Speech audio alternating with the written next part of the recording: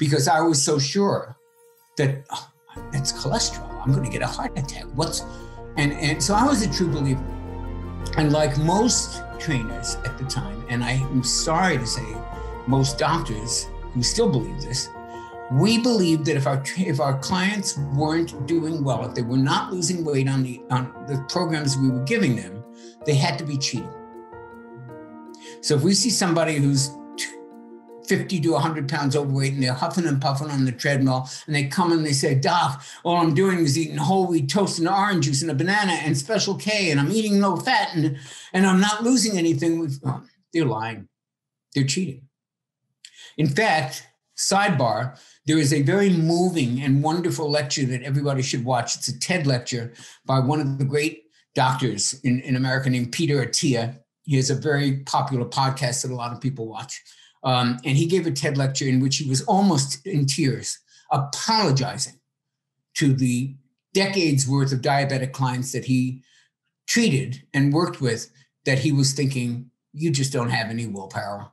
You just don't have that, blaming the victim for these metabolic issues that he now realized was, they weren't lying. We had shitty advice. And that was something none of us were willing to consider, that like maybe they're not doing so well because what we're telling them is bullshit. Did you ever think of that? Oh no, what we're telling them is right. So if it's not working, they got to be faking it. So that's how I was. And I'm not saying that the low-fat diet never worked for any human on earth. Obviously, there are people for whom it has worked. Mm. There are many less of them than most people in most audiences would think. They think, oh, if I could do that, I too would be. No, it didn't work for most people. And statistically, in terms of the actual research on long-term interventions of low-fat diets, is dismal, absolutely dismal effects. 0.5 pound lost in 6 months. I mean, nothing to write home about. And during this time, early 90s, Atkins published the 3rd edition of his famous Atkins diet book, which is called The New Diet Revolution. First came out in 1972, a couple editions, 1992. Here's the new edition. Everybody's talking about it. And it is the antithesis of what we teach at the gym. It's the antithesis of what we believe in medicine and health. And we would have clients who would come in and say, I'm going to try this Atkins thing because this shit's not working. And we would go, you cannot do that. Are you crazy? You might lose 1 pound or 2, but saturated fat, cholesterol, heart disease, you're dead. You can't do it. Mm. They didn't listen to us, and they would come back and they would not be dead. Very far from it. And we were seeing these things that our brains told us shouldn't be happening. Like, why is he losing weight on a high-fat diet? And some of the things that you can't really measure on paper, like, why are his eyes clearer? Why does he have more energy? Mm. Why, his waist looks a little smaller. What's going on? We thought this thing killed you. Mm. So now you got a dilemma. Either it doesn't kill you, in which case perhaps what we were taught is not right, or it does kill you, in which case these people are illusions. They're not standing here,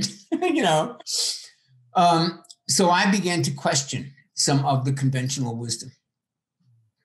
And as soon as I did, I got a lot of pushback from the establishment. Like, I had been teaching trainers at Equinox Fitness Training Institute. I spoke at conventions of personal trainers. Now I'm getting more, when I taught low-fat diet, do the Stairmaster, count your calories, everybody, oh, he's great. He really knows his stuff. Now I'm saying, guys, I don't think saturated fat is quite what we have been taught it is. There may be some other things going on here.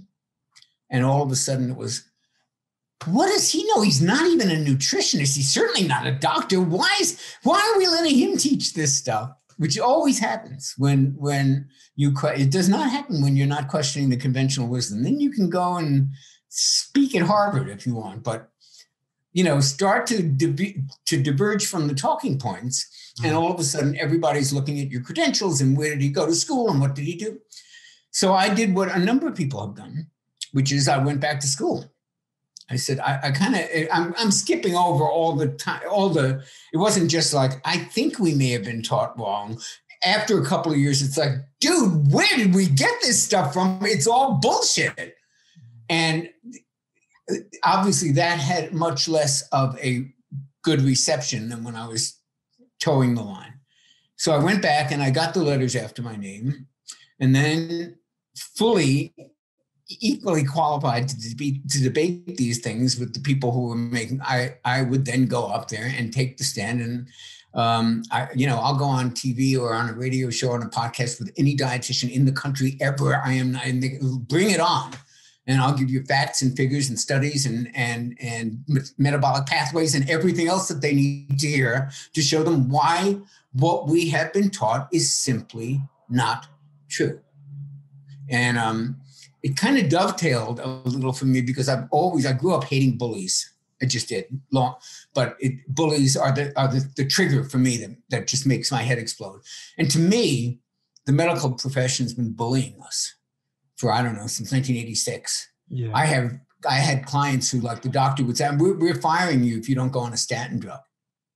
And if you even presented any argument against it, it's like, no, you're just a bad patient and you're just contrary.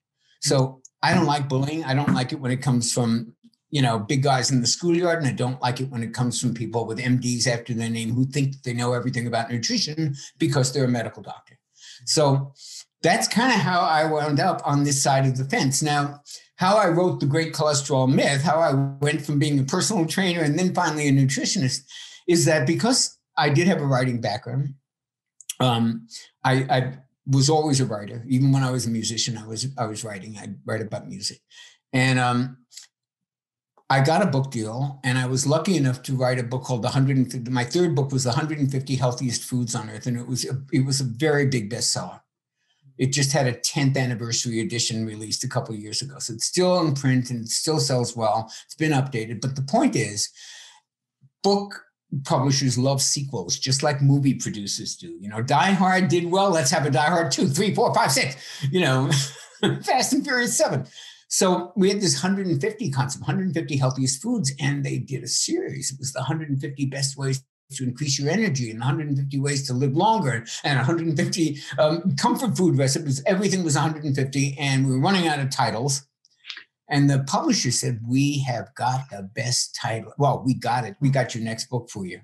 What is it? I say, 150 best ways to lower your cholesterol. Drop the mic, they say.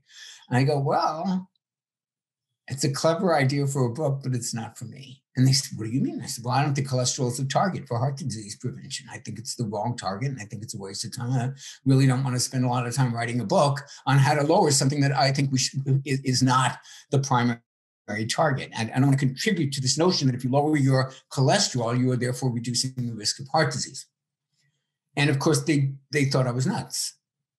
And we went back and forth about it a lot. I said, if you want me to write a book about this, I'd love to write it, but it'll be something like The Myth of Cholesterol.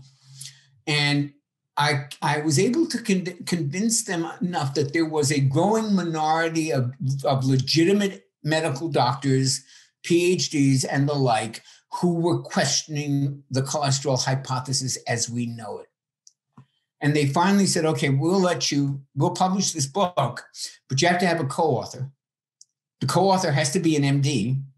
They wanted cover. I don't blame them. The MD has to be a cardiologist, and he has to be very famous. If you can find us a cardiologist like that who'll agree to write the book with you, we'll publish it. I called up Dr. Steven Sinatra, a longtime associate, brilliant cardiologist, known all around the world. I said, do you want to write this book debunking this cholesterol shit? He said, right on, yes. And that's how that got to be published. Amazing. And that's how we got we went from teaching bench presses at Equinox to writing about cholesterol. Because look, here's why. It's really a much straighter line, if you're wondering what the trajectory is. I'm teaching people how to lose weight. I'm really good at it. And I'm training people. And I'm talking to them about their diet. And I'm telling them, because I know this to be true, you probably know this to be true, many people in the field know this to be true, the more carbs they eat, the fatter they're going to get. Mm. And the less fat they eat, the more carbs they're going to eat. So here I am trying to correct their diet. And I'm going against all of the conventional recommendations. Now, think about those recommendations. Think about you personally. Why has your doctor ever told you don't eat animal foods? Why has any nutritionist or health professional told anyone you know, any of your friends, your mother, your father, anybody, what's the rationale for not eating saturated fat and animal products? It's always that it raises your cholesterol, which in turn raises your risk for heart disease. What if that's not true? Let it sink in for a minute if you're listening to this. If that's not true, what happens to the dietary guidelines? Because they're based on that. Yeah. And if it's not true, it's like we're driving a ship in a direction because the compass says that's where we want to go. But what if the compass is broken? Mm. So if saturated fat doesn't cause heart disease and higher cholesterol doesn't cause heart disease, what happens to those dietary guidelines? They crumble like a house of cards, like dominoes. You just blow on them and they all just fall apart because that's their only reason for existing. The only reason. No one listening to this can tell me a reason that they've been told to avoid animal products or saturated fat that doesn't involve cholesterol and heart disease. So for me as a trainer, just helping people lose weight, it was critical to break the stranglehold that these dietary recommendations had on people. Because they're eating this cockamamie bullshit diet of processed cereal and pasta and potatoes and rice and cookies and cakes and all this stuff and trans fats and vegetable oil. They're eating this diet thinking it's healthy. Mm. So you really can't go any further with transforming people's bodies till you bust a hole the size of a bayonet through these dumb dietary recommendations. And that's how I kind of switched. Or not switch, but evolved into someone whose mission is to say that emperor has no clothes when it comes to the dietary guidelines, and that we have been misled for various reasons, very interesting reasons. I wrote a book about it. Nina Teitler wrote a book about it. Gary Taubes. We've all written books about how this crazy situation happened. It's not really controversial anymore, but we're here, like you said, does it really matter why, someone fudged data, somebody had a political agenda, what we're stuck with is a world in which everyone thinks low-fat diets are healthy and that vegetable oil is preferable to saturated fat.